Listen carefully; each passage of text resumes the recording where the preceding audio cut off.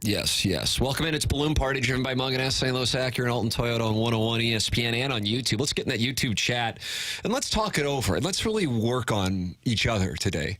I want to see people focus on getting to know each other. Let's celebrate that which brings us together, not that which divides us.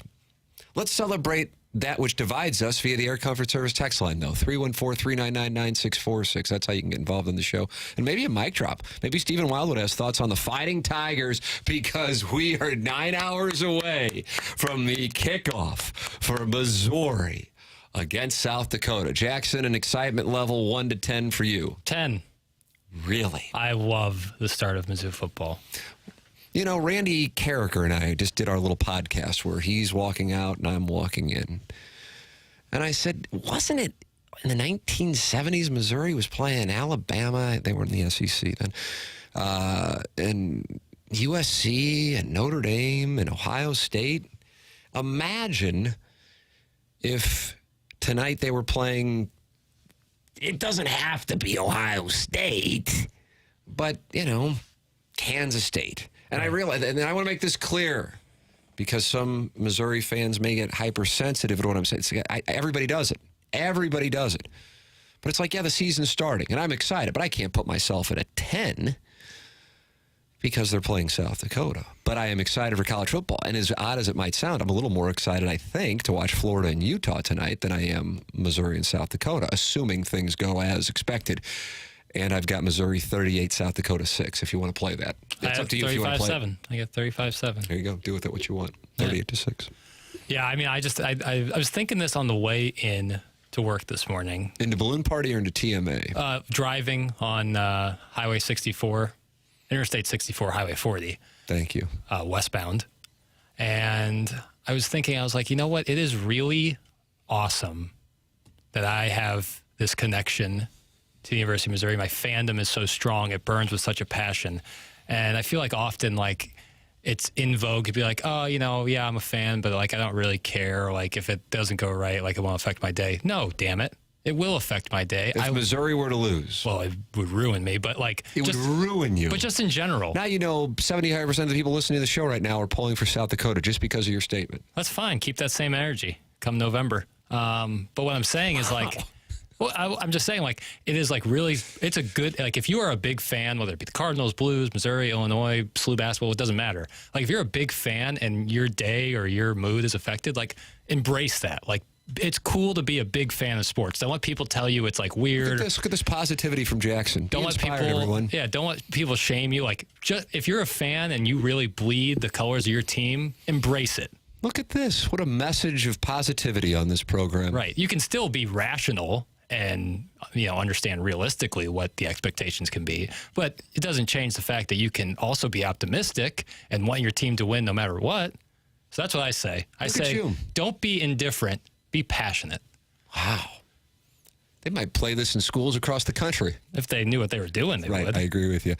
Jackson's passion is on display today because the Lil Piddles Half and Half has 7 questions today. 7 questions. 7 questions. We've never done this before. I know. This is bold. Part of that is because the host of the program doesn't have the time management skills to allow for 7 questions. Right.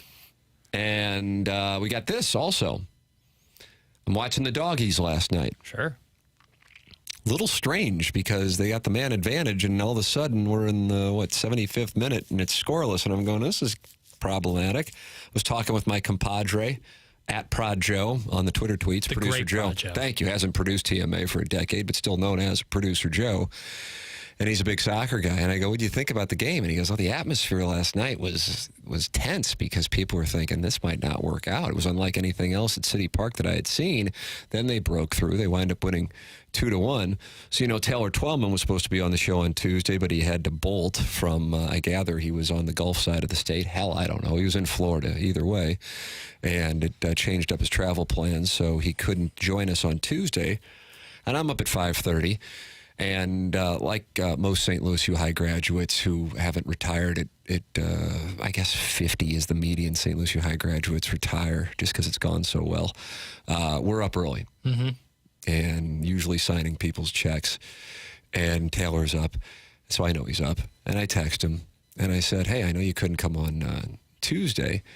I said, but how would you like to come on today and talk about that win last night? And he said, here's the situation. My nonstop to Boston got canceled, so I got to stop over in Atlanta, and then I'm flying from Atlanta to Boston. I don't know what he's doing up there. Right. Probably JetBlue. I think it might have been JetBlue. And he said, but here's what I do with ESPN. And I'm going to let the people behind the curtain of the industry here. Love this, yeah. He said, text me the questions, and then I will send you the answer via voice notes. And that's what I do with ESPN plenty of the time. And we can have the interview that way because you're on doing TMA. He's a big HD2 guy. Right, he knows. Yeah. And he knows I'm doing, that in a closet next to a thinly walled. Yeah, audible bathroom. Yeah, I mean, the urine streams we hear on our show are phenomenal. Really strong Larry David-like streams. And I said, well, that'll work. So he sent the voice notes over, and we will have Taylor Twellman brought to you by Together Credit Union with the help of technology at 10:45. That's what we got for you. Yeah, it's almost like hologram Twellman. Yeah, like Tupac at Coachella. I think that's what it was. Yeah, it's the same technology.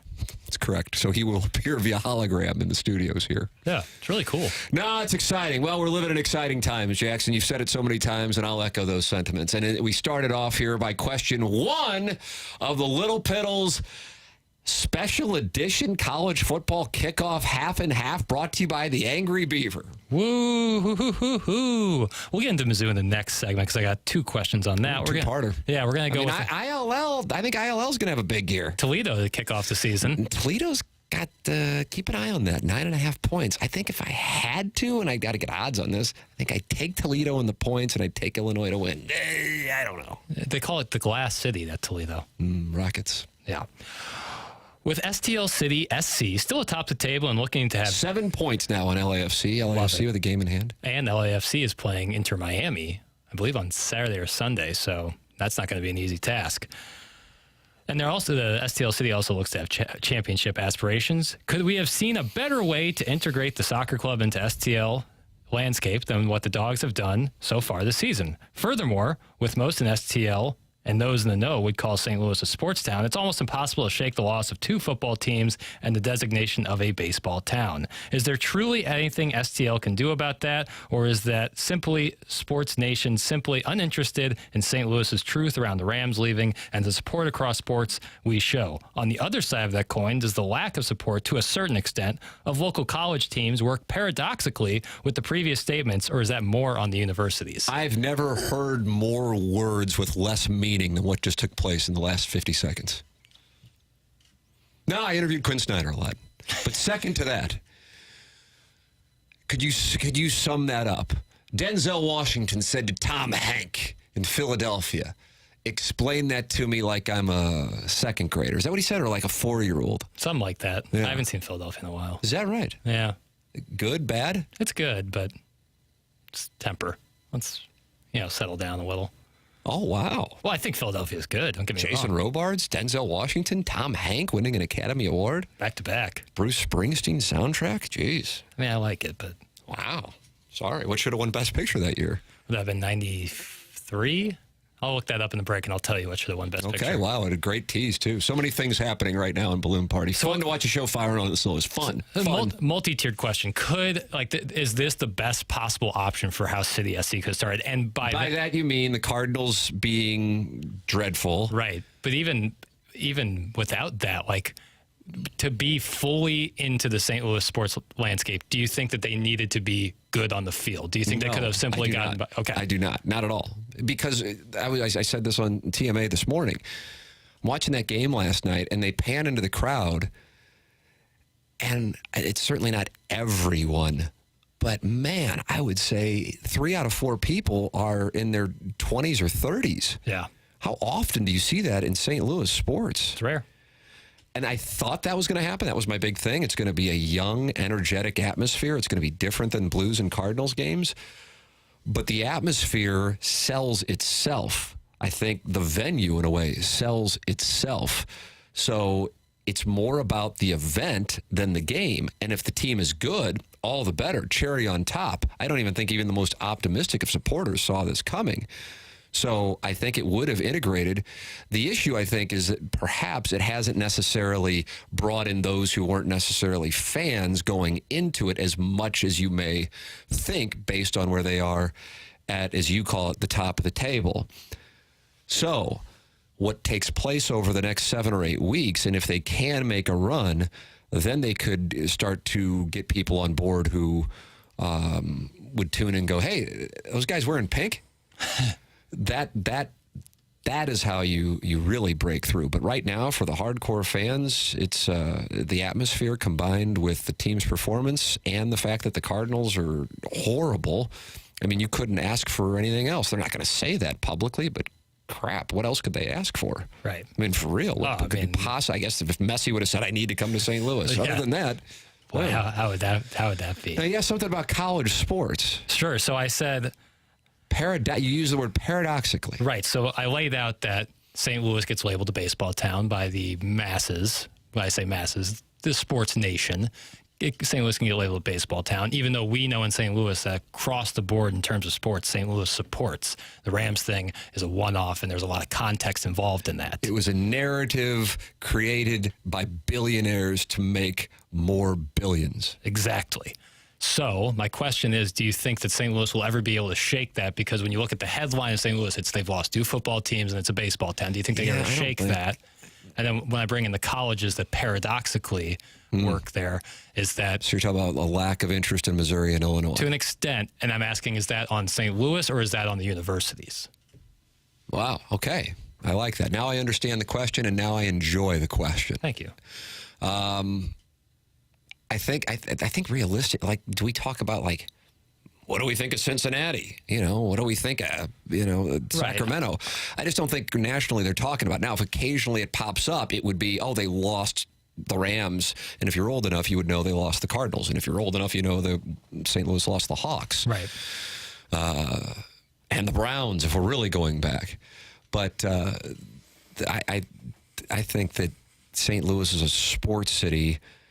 Absolutely turns out. And I think if you're in the know in the sports world, that is something that you capitalize on. As far as the lack of interest in college sports, I really think, because fairly or unfairly, I compare and contrast it with Kansas City, and I think it's just not apples to apples, because at the time you had KU, K-State, and Missouri, and I mean, really, Nebraska, too, which isn't that far away, all with a bunch of alums in one city, in one conference. Right. Whereas here, it's Illinois is in the Big Ten, Missouri was in the Big 8, Big 12, SEC. Either way, not in the same conference, and St. Louis U doesn't play football. So, yeah, there were people who went to these schools in the St. Louis area, but they didn't necessarily have the rivalries because they wouldn't play each other in football. Or if they did, it was occasional, and St. Louis U doesn't have football. So, St. Louis just has never had the real interest in college sports. Yeah. But I don't think that's a reflection of St. Louis being a poor sports town. I mean, New York doesn't have a real interest in college sports, and people would say New York's one of the greatest sports towns in the world. Right. A lot more higher volume of pro sports. Sure, absolutely. So, no, I don't see that as do you see it that way? I think it's a little bit of both. I think it's a little bit, not St. Louis is a bad sports town, but embracing one team or the other, I think is part of it. And I think part of it's on the university not doing their best to kind of, I don't know how to say it, but like market their team, essentially that's what you're kind of doing. And college football is so popular, certainly in Midwest and the South and all across the country. It would seem to me like an SEC team and a Big Ten team all within driving distance should be like. And I do share that. And I feel like this goes back to when I was in school at Missouri, that I just feel like there's been this disconnect between Columbia and St. Louis. Yeah.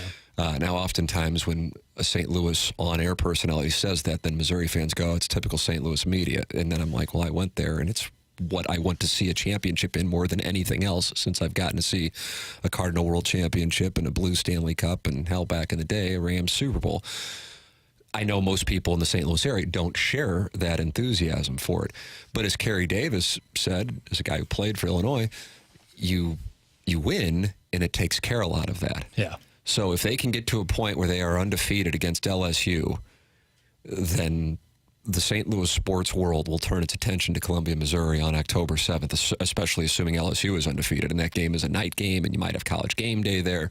That's how you tend to it. Now, that could be asking a lot, but it's not asking that much. It's asking to beat K-State and Memphis and Vanderbilt. Those aren't the toughest asks.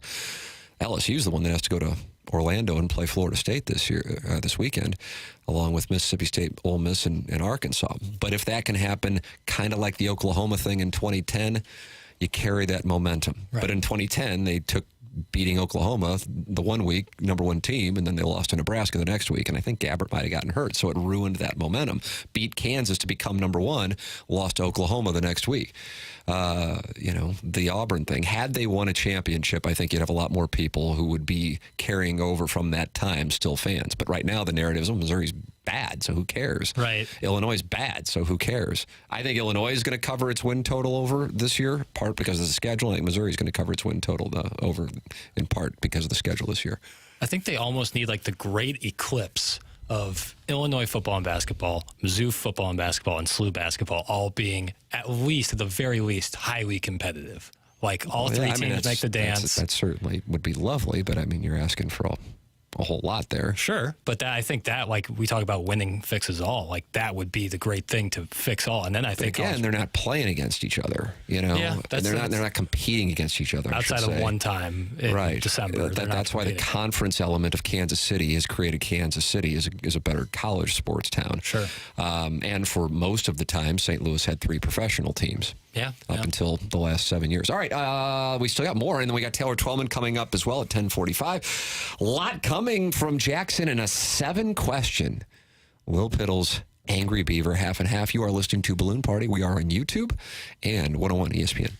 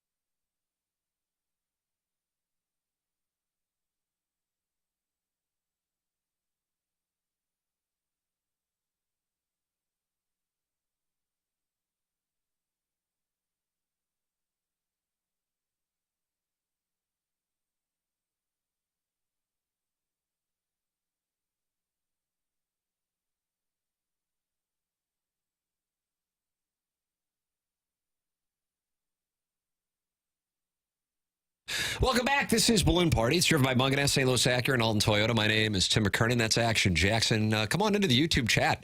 Very hot chat today. Very hot. People are buzzing. Why does this happen to me? I'm a wee little twink boy. I shouldn't crave food like this. That's the most recent post in the YouTube chat. That's nice. That's from Tiny PP. Yeah. Say it doesn't matter your height or weight. Sometimes you just crave some snacks. Yeah. It says I'm craving White Castles. Oh, who isn't? I haven't had White Castles in a while. Yeah, we were walking up and down Fremont Street in Las Vegas, and they had a huge White Castle, and I smelled them, and I was like, oh man, I don't know what. Because I was flying out the next day, I was like, that's a bad play. It could be a real bad play. But you thought of your fellow humans on that plane. I tried to. I only peed 3 times on that 3-hour flight, so I felt like that was a victory. Oh, nice. I had the over at 2.5. Do we have a question 2 on this Lil Piddles Half and Half brought to you by Angry Beaver? Taylor Twellman with us at 10:45. Yes, sir. Brought to you by Together Credit Union. Friends of the Feather. Yeah. We're rescheduling it after the Doggies won last night, and he had to fly out early on Tuesday. It's a whole thing, but Taylor worked with us. Absolutely. It is. Oh, God, we've got to be better. We've just got to be better. We have to be better. It is expected that Missouri will win against the tough bunch out of Vermillion, South Dakota. The Coyotes. Yeah, that's right. But we have been hoodwinked before, Tim. What are you looking to see out there in Columbia tonight that will give you confidence for that over of 6.5 wins? Do you think it will be a quasi-quarterback competition with Horn and Cook expected to play? I was telling you and Matt Rocchio this before the show started, that I think the Missouri Tigers' ceiling is higher if Sam Horn is the starting quarterback on September 16th against Kansas State, because, and this is operating on the premise that Brady Cook isn't hurt, because that means he will have had to take the job from Brady Cook, and they saw enough and or a lot from him in these 2 games against South Dakota and Middle Tennessee State. So that, I believe, then opens some things up, perhaps, such as throwing downfield. But that also is related to offensive line. You got to have offensive line to give you protection in order to throw the ball downfield. If you don't have that protection, you don't have the time to allow those wide receivers to clear space. With that all said, I'm anxious to watch how this defense carries over from last year. But the reality is, this is kind of like watching the Cardinals play the Marlins in mid-February. And I'm looking forward to watching it, but it is kind of, blah. Yeah, I don't disagree. I think with the Cook Horn thing, and I've talked to you about this, and this is not speculative, but it's analytical when I've seen very little, especially out of Horn. I think that Eli Drinkwitz is really high on Cook's ability to improvise. He's very fast. He's good with the ball in his hands when he's running downfield, and that's great to have. But I think his weakness would be arm strength downfield and accuracy downfield, where Horn is much more accurate downfield, probably got a stronger arm. How do I know, though? I mean, that's the thing. Anything. Yeah, I'm going off of the very limited time he's had at Mizzou and some of his high school stuff. And he's got a big arm. That's not up for debate. He does have a big arm. But I don't think he has the improvisation skills that Brady Cook possesses. And the thing is, I just don't think we know. I mean, right. I'm agreeing that I'm conceding that I am going off of very limited information. But if I had to make an assumption on what the situation is currently in Columbia, that would be my assumption. And that's why I'm anxious to see, even though it's South Dakota, Middle Tennessee, how these 2 play over the next couple of weeks. Do you have a third question? Because you have 7 questions. Logic would dictate you would have to have a third. Yeah, this is more of a big picture question on fandom. Okay. On the heels of my last question, I want to ask about the start of any particular season for fans, especially of college football. We know that parity at the top of college football world is scarce, with only Georgia, Alabama, Clemson, and Ohio State eclipsing number 1 in the country over the past few years. So why do college football fans enter each season with so much hope? Is it simply the possibility, albeit slight, that they could run the table and be the surprise of the season, see Kansas State or TCU of last season? Or is it that gradual progression from irrelevancy to making some noise? What keeps fans coming back each and every year? I think for people who are college football fans, it is in part the experience of a game day. Yeah. That is unlike anything. And I would actually include the NFL in that. I don't think we have ever really had a true NFL tailgating experience in St. Louis relative to even 4 hours across the state. Yeah. it just wasn't set up for that downtown when the Rams were here, and I really can't speak to the Cardinals, but I don't think that was what you have now with the NFL. The NFL wasn't what it is now back then.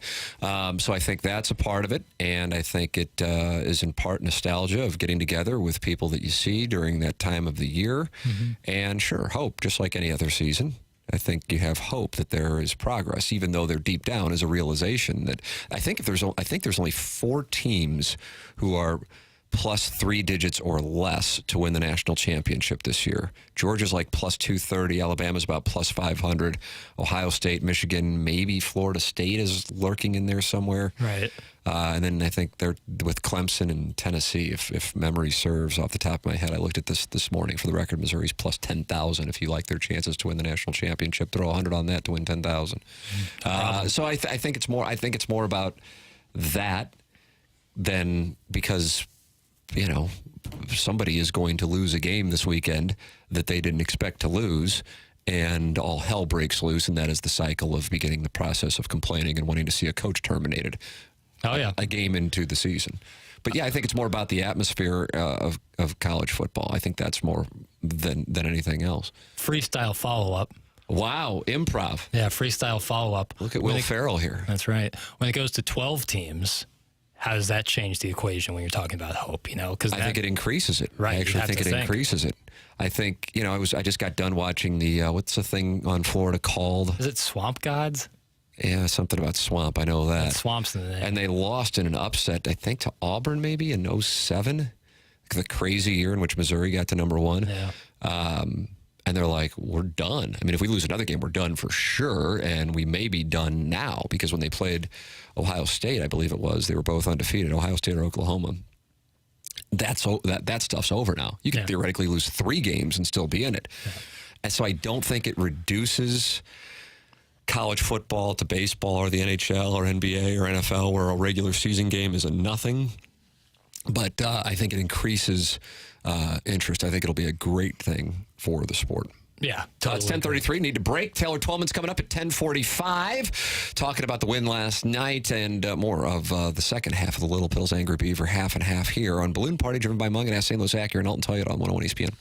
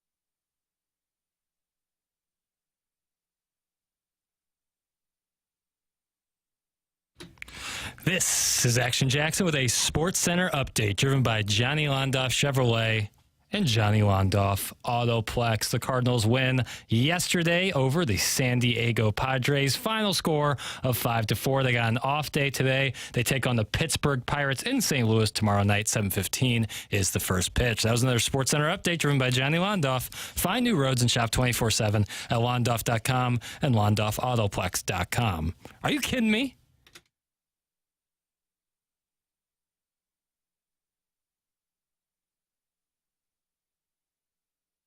I want to get all these questions in, so I'm just going right into it. What's question 4? All right. Yeah, we can do that. No problem here. Buying time. Just a brief moment of time. Sorry, doing a lot. Sports franchises' success is cyclical. Nobody's perfect, and competing for a championship every season is a pipe dream. Fans expecting success every season is good, but it's not realistic. But understanding the cycles is the only way for fans to stay sane. The Cardinals this season are a great example. Years upon years of competition and success, and a serious fall from grace. Psychoanalyzing a fan of a team of a blue blood franchise. Do you think expecting the best is human nature or entitlement? Are complaints more warranted based on process over result? Wow. I mean, these are so good. I mean, these are, it's like you're asking me to construct a master's thesis every 3.5 minutes. And I respect you for that because playing this game is so easy for me. Right. Michael Jordan never really had his Larry Bird or Magic Johnson, and your questions are the closest thing to it. Right. For me. Right. Yeah, I'm your Gary Payton. Right, the glove. I'm the verbal glove. That's correct. I don't really I feel like words are starting to get thrown around too casually, and one of those words is entitlement. Would tend to agree. Yeah, because your generation is called the entitlement generation. Yeah, right. So I don't necessarily think it's entitled. Like, that means you expect to receive luxury. Mm-hmm. That's my attempt at a concise definition of that. And I don't think that's necessarily what it is. I don't think Cardinal fans are necessarily entitled. I really don't. I realize that's probably a populist opinion when I tend not to be real populist, but I don't see it that way. I think Cardinal fans see the organization making mistakes that they spot in the moment. Not all of them, but few people were going, no, I love this pitching staff going into the year. Few people left the offseason going, I really like what the Cardinals did this offseason. So then when you see a season like this and you combine it with, lackluster off seasons over the last however many years you would want to cite, the Arenado deal and the Goldschmidt deal being certainly great ones and high points over the last 6 off seasons, but you're missing opportunities here by kind of hedging. I don't think that's entitlement. I think that's you have an opportunity and you're not capitalizing on it. And I think it was Robert De Niro who said in The Bronx Tale, there's nothing worse in life than wasted talent. Is that what it is? I think, yeah. And that was, what was his name? The bus driver. He was a bus driver. He was a bus driver. I can't remember his name. I think it began with an L. I don't love A Bronx Tale. Would you put it on goodOrbad.com? No, it's still good, but not near my favorite. I like De Niro when he's a real badass, when he's a real grizzled, Was he a badass in Casino? Yeah. Oh, he my was. God. Yeah, absolutely. Both Casino and Goodfellas might be his most evil. Raging Bull is a pretty evil character. I didn't ask about Goodfellas, Raging Bull, because I feel like there's kind of a dichotomy on the character in Casino. He's a bit of a simp for Sharon Stone. A bit. Oh, my God. And he's getting cucked by Lester. Yeah. Jim Woods. And then Nicky Santoro's got the situation going on. That pen in that guy's neck. Well, Oof. but I'm not talking about the pen. So, that's why I was asking if you consider McKernan. Question 5. Is it 4? Is it 5? Is it 6? Is that a new report? Well, I think the second part of the question is also, are complaints more warranted if they're based on the process over the result? We're not results-oriented on this show. We don't kink shame either. Right. We're pro-liberty. Absolutely. I feel like other shows hate liberty and love to kink shame. I think 99.9%, and that's what makes us... talk shows kink shame. Yeah. I'll put a poll out. But what I'm saying, I think a lot of Cardinal fans are upset with the process much more so than the result. Because I think they've been upset with the process now for a number of years, and it hasn't yielded the result that it yielded this season.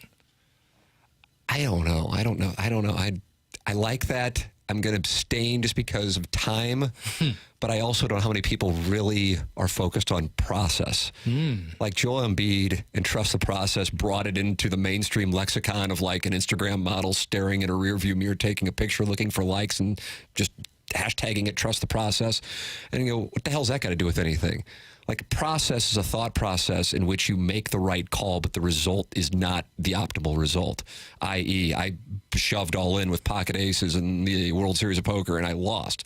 I didn't make the wrong move because your pocket jacks hit. You trusted the process. I did the mathematically optimal thing. But to go into that goes into a conversation that I think alienates almost as many people as you giving a Las Vegas Aces score. You can hit on it. I mean, Kelsey Plum and Asia Wilson are hooping, and the fact that you won't address it is upsetting. I don't have the opportunity to do the Sports Center update. Trust me, I tried to get it in my contract. Right, because you need to talk about Asia Wilson and what she's doing on the basketball I just want more exposure. That's what I always say. Right. Do you have a fifth question? Sure, why not? All right. Well, for time. The answer to why not is time. Yeah, all right. Ken Griffey Jr. is working the most recent Inter-Miami game as a photographer, snapping pics of the legendary soccer star. Photography is a passion of Griffey's, as he's seen capturing photos on the sidelines of a number of high-profile sporting events. And Randy Johnson, it's a big 90s Mariners thing. It's like you're reading my mind, Tim, much like his Mariners teammate Randy Johnson, another photography lover who shoots pictures from the sidelines. Firstly, who are some names that come to mind when you think of interesting or unique post-sports career lives? And secondly, briefly talk about some conversations you've had with athletes or others in the industry about how guys spend the rest of their days after they hang it up on the field. Honestly, I can't think of anything for the former, and I'm trying to manage time because eventually I'd probably come up with something. Ozzie Smith and his love of the game of golf is one that comes to mind to me. David Freese is now obsessed with the game of golf. At least he was. I know they had a child recently, and maybe that can curtail it. But I believe I've told the story before. If I have, and it's redundant, I apologize. But I just recall having a conversation one time with Jim Edmonds, and it was something along the lines of people, don't realize or don't think about, and understandably so, and nobody's crying for athletes who've made tens or hundreds of millions of dollars, but that we are competitors throughout all of our lives to get to that point, and then all of a sudden, if we're lucky at like 36 or 37, if we're lucky, because keep in mind, most don't get to 36 or 37 if you're playing a team sport, golf, I suppose, that might happen, but it's just over. Mm-hmm. We don't need to work, and so guys are bored out of their minds, which is how some can get into terrible investments or something that you go, what in the world is this? Yeah. So it's an anecdote that probably, you talk about not being populist, my God, that nothing could alienate, and people saying, well, I'm bored, I have too much money, I don't need to work. And I'm not saying looking for sympathy, but it is a mindset that you don't think about. And so that's why you go, well, why is he doing that? He doesn't need to work. He doesn't. But he's looking for something to do to keep his mind firing. Talk to people, who are older and have retired. And then they go, oh my God, I'm bored out of my mind. I got to do something. Might not necessarily need the money, but I just got to do something to keep me going. With Sound Story, I don't know how many times I've interviewed somebody who said, I didn't want to retire. I wanted to keep going. And I attribute that to me being as sharp as I am in my 80s, So I think that would be my overall, Ken Griffey Jr. is not going, oh good, I made $700 off these pictures of the Nashville-Miami game. It's a passion. It's a passion, exactly right. All right, we'll have the Taylor Twellman conversation coming up on the other side of the break as the Doggies win last night. That's coming up next. This is Balloon Party, driven by Mungan, St. Louis Acura, and Alton Toyota on 101 ESPN.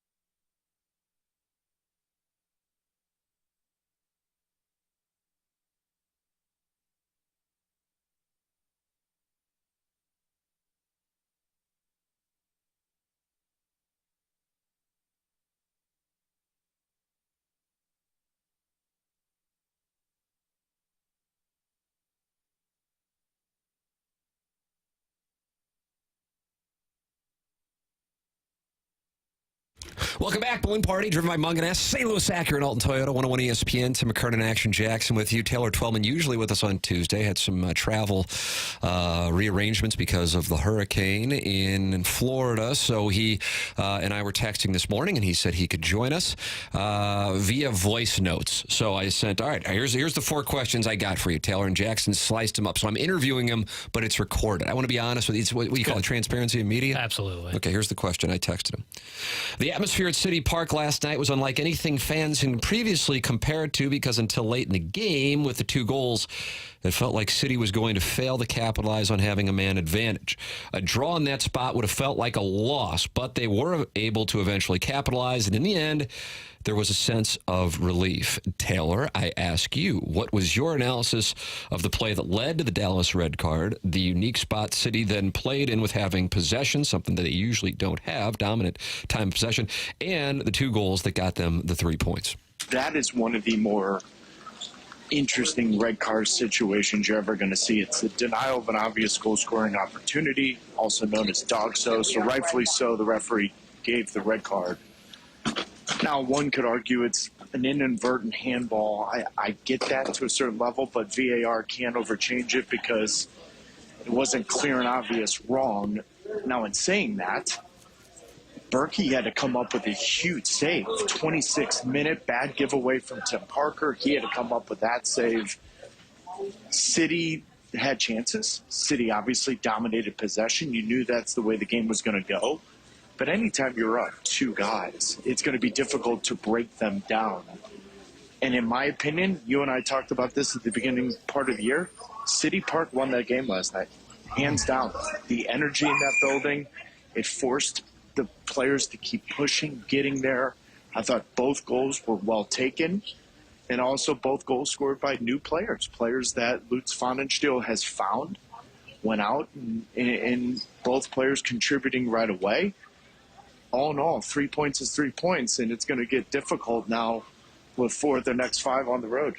Yeah, and that's where my next question went when I was texting these to Taylor, as he sent the answers via voice notes. City now has a 7-point lead over LAFC, with LAFC having a game in hand.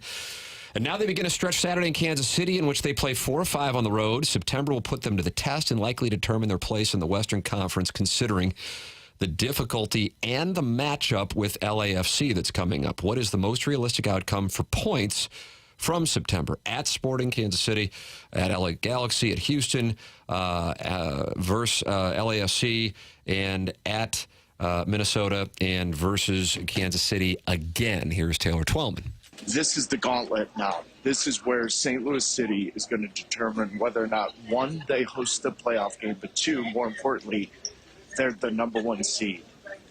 And if that group of players is not motivated by the atmosphere of what we saw last night to make sure that every home game in the playoffs is in that building, then they got to check their pulse, because they're not living.